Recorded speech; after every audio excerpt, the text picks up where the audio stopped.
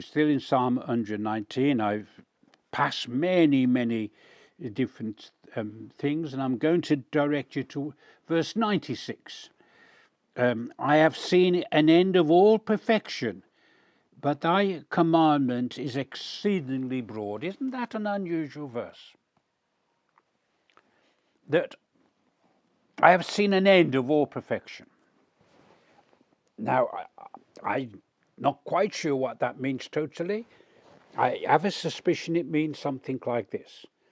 There are many things in life that I've seen an A to Z to.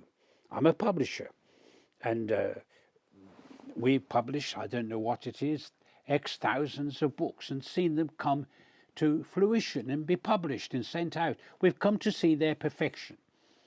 The idea was started, the idea was worked out, the writer or writers were encouraged, the text came in, copy editors looked over it to see if there was any English mistakes. They were sent back to the authors, they came back again. They then was prepared by designers, and the designers eventually had them checked out by the editor overall, and then it was sent off to the printers. The printers did their work. They sent it back to make sure that they hadn't made any mistakes. Then we printed the book. Then we imported the book. And then what happened then? We sold the book. We came to perfection. I've seen the end of all perfections. Now you will have a different one if you're an engineer. That might come in the work you did on the plane, or the work you did on the car, or the bridge, or even software. And you got this verse. You've seen an end of all perfection. But God's commandments is too broad. Doesn't come to an end. That's what it's saying. And in your New Testament, you have the love of God that is broader, higher, deeper, further than anything else.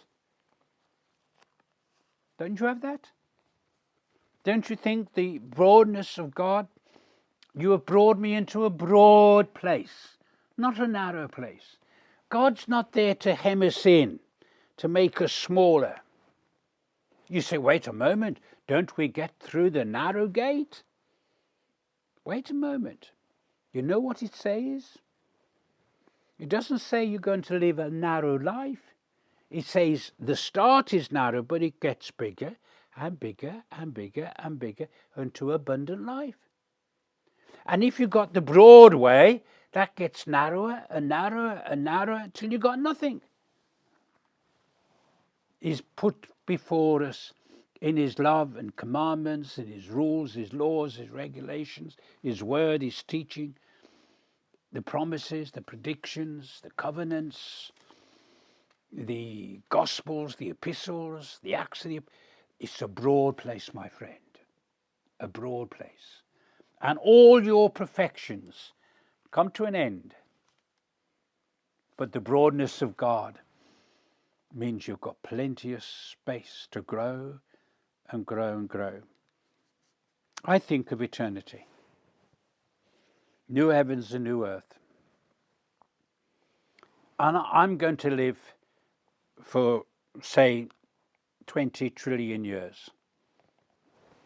20 trillion years come to an end, and I haven't even discovered an inch of eternity. You see, the broadness of God. The love of God is always broader than the measure of man's mind. Boy, in his Bible, Psalm 119.